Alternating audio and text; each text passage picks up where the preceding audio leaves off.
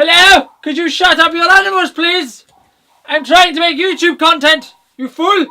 Hello ladies and gentlemen, and welcome back to a brand new YouTube video. In today's video we're going to be discussing yesterday's vlog and how I thought this lens did in time-lapse and hyper-lapse testing that we did. But first I need to go home and edit that video, so that's what we're going to do. Then we're going to discuss how I thought it actually did and possibly go down and film the sunset, because I've got a couple of ideas and the sunset should be pretty good today.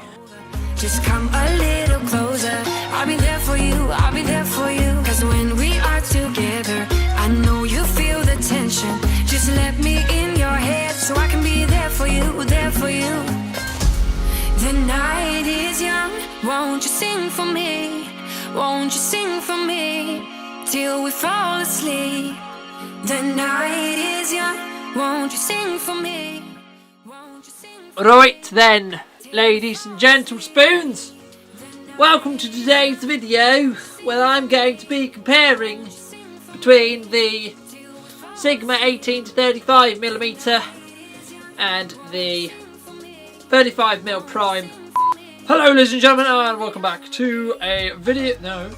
So ladies and gentlemen, we are back and I wanted to do a small comparison because I talked about the fact that they were slightly different looking and they look slightly different. So I wanted to actually test that theory and have a main comparison. We're going to be doing a bigger video when we do the Sigma 18 to 35 review. So I just wanted to show you the brief comparison between the Sigma 18 to 35mm, which is this one you're just looking at right here. And then if we look over here, you can see we have the 35mm prime by Nikon f1.8. They're both shooting at 1/50th of a second shutter, f2.5 and ISO 640.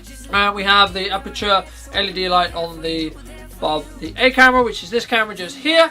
And we have a shotgun mic that will switch to the audio of, just so you can see the difference in the audio as well on the B camera. So I'm thinking about possibly switching between these, and if I do shoot these as A and B cameras, I won't have them as the same focal length. We'll have a tight angle and then a wider angle, so it'll be closer to like 24-ish or somewhere around there on that camera, on the A camera. Anyway, the one with the Sigma on it. But I think now, looking at them now, they're both in focus, because the problem one in the other vlog was they both weren't in focus. And so I think they both look very similar in respect to how crisp and such like that. The only difference obviously is the slight position change, because I can't put them directly in the same spot. And my god, there's an animal going crazy! Hello? Could you shut up your animals, please? I'm trying to make YouTube content, you fool! Could you not? Go away! Walk somewhere else! Talking about that video, just before we move on to my thoughts on the lens itself, there was a couple of problems I noticed and things I'm self-reviewing after watching it back. I had a couple of raccoon eyes in some of the recording headshots because I was recording it at really bad sunlight. Not really much I could have done, but I'm going to try and angle the light or natural light that I use a little bit more, or possibly take down this light and just shoot in the shade so I can control the light a little bit more. So my thoughts on the Sigma 18 to 35 when it comes to time-lapse photography and hyper-lapse photography. Now, a couple of the hyper-lapses that you would have seen are not perfect in that video. That is mainly just because of user error and also because of the lens being different and it being weighted differently on my fluid head.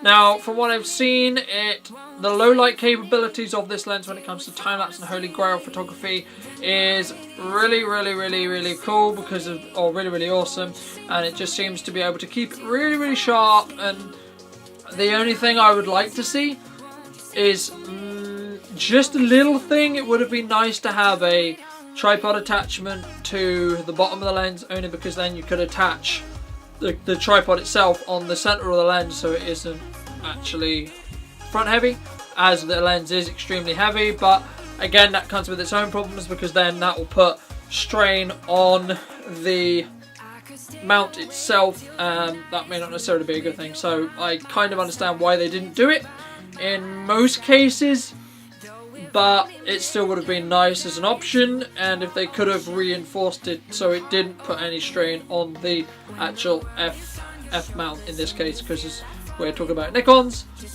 If it couldn't put any strain on the F mount, then that would have been cool.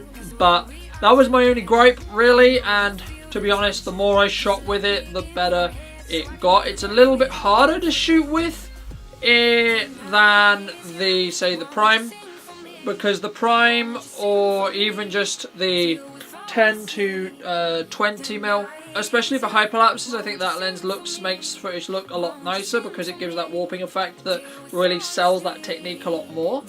But I think for some of the shots where you don't necessarily want it to be as warped, this can be a really good option. And also, if you obviously need to get closer to your subject, then you can physically get, so say you're on top of, I use the example of Tate Modern that we're going to be doing hopefully on Saturday, and you need to get closer to the shard or whatever you're looking at, or St Paul's Cathedral, for example, to film a time lapse, to take a photograph, whatever you're doing, then you need to crop in, and obviously you can't do that with those wider focal lengths, or push it in to keep the resolution. From what I've tested with the autofocus, it isn't. There was a couple of times during the talking head shots yesterday where the focus was trying to track my face and it lost it, put the background in focus, put me out, and etc., that kind of thing.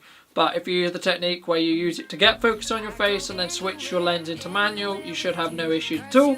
But again, that's not 100% the lens's fault, because that is also partly to do with the body and its autofocus as well.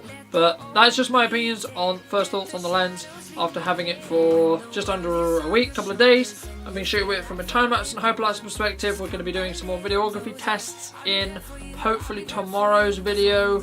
If not, and that doesn't end up happening for whatever reason, we'll do it next week, and we're going to be doing our main first thoughts video next week, and also hopefully a little bit more talk about some of the other gear that I got. So the light, I'm going to try and field test it a little bit more, because at the moment I've only really shot with it inside. We're going to be doing some more field tests outside with it as well, and also this Joby GorillaPod as well, because I've spent some time with the Joby GorillaPod and it's awesome. It has some quirks that I don't like that I'll talk about in that video, but coming up videos, as I said, we're going to be doing the lavalier review up in London as of Saturday. Going to go up early morning, I'll be vlogging that. They may become two separate videos, so I may not actually put any of the review footage into the vlog itself, or we might just put some of the cut bits, so the talking headshots won't be there, but I haven't decided what I'm going to do with that yet. We'll see how it goes, or we'll just do it as that day's vlog, depending on how the edit's looking and such like that. So that's really, I think, going to wrap up everything I want to talk about today. I'm going to fill you in a little bit more on London and our plans for it. After I finish the planning of it, that's the next thing I'm doing today, and then we're going to go shoot sunset, hopefully, as there is still not really many clouds in the sky, so we're going to go and do that, and then we got about an hour or so, so I'm going to try and get the lavalier video finished or planned out and ready to go, and also then hopefully make a start on this edit, because I don't like being behind on editing when it comes to these videos as well.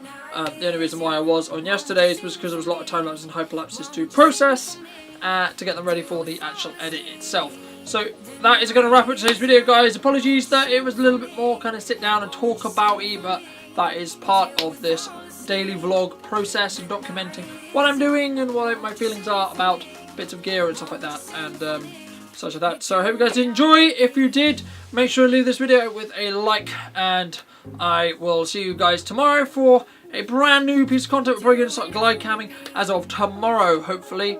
And yeah, so enjoy the Holy Grail that I shoot tonight, if I go and shoot one. If not, bye, I'll see you tomorrow.